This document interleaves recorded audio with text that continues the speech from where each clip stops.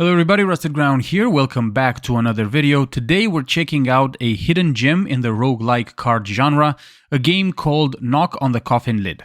I've played a little over 20 hours so far, and I have to say, this game is one of the most polished and content-rich card games I've ever played.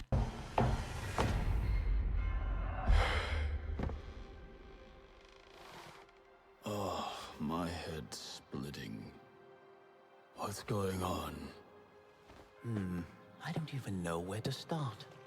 What I think sets this game apart right from the start is how story-driven and story-rich it is. Usually this type of games put the story in the background and focus more on the mechanics, but Knock on the Coffin Lid flips the script, and I think they are doing a great job at it. As it stands, you play as one of three characters, resurrected by a mysterious mage named Mortis. His goal is to use your character to take down Sigismund, the current ruler of the realm, and the person responsible for your character's initial death. But this is not just a generic overarching quest. Each character has a unique backstory and their own reason for following Mortis and doing his bidding. Percival is the character you start off with, and then you get to unlock Bjorn and Vanadis as you play the game. These characters not only have very different stories, but they also play differently, have different starting decks and mechanics. The game is also partially voice acted, something that I feel it highly benefits the immersion. I actually think that if it was fully voice acted, it would have added even more to the overall experience. Each character has 4 unique classes, which you unlock sequentially by leveling up the previous one. These classes come with different starting decks and distinct playstyles, offering tons of replay value.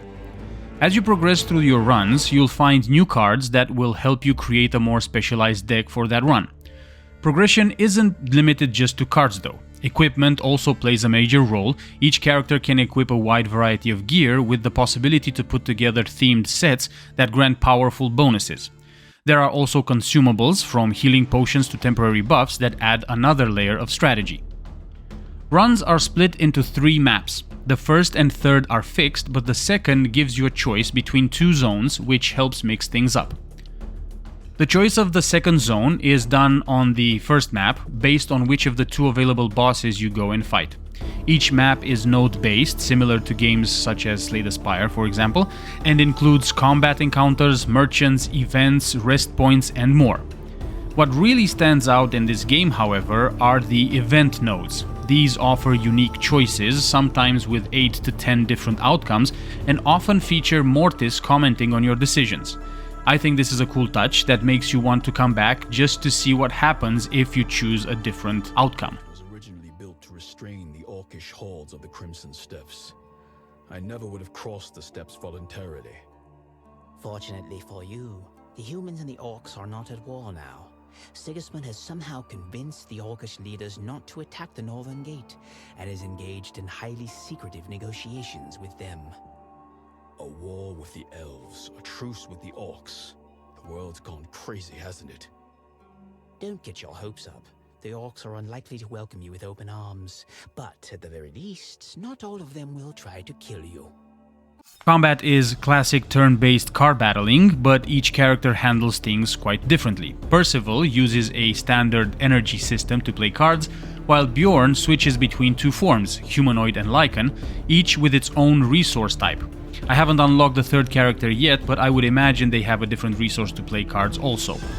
There are 3 types of card rarities in the game: common, rare, and legendary, each rarity having a color attribute, grey, blue, and yellow, or gold, with gold cards usually dropping from bosses. Cards can also be upgraded to boost their effects mid-run, and all of this adds to a deep and highly customizable combat experience. But yeah, that's it from me when it comes to Knock on the Coffin Lid. So far I think this game is very good, and if you're into card battlers with a strong story focus and strategic depth, it looks like you can sink quite a lot of time into this game. It's a polished, underrated title that I feel deserves way more attention than it's getting. With over 2,000 reviews on Steam, it currently sits at mostly positive. The devs have also recently put out a big DLC pack that adds a bunch of new mechanics, cards, and story elements.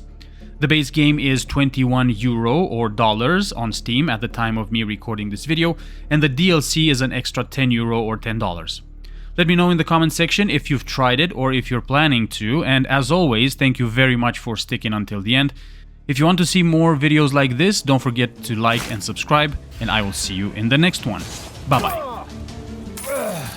Take care of yourself, or you'll be dead.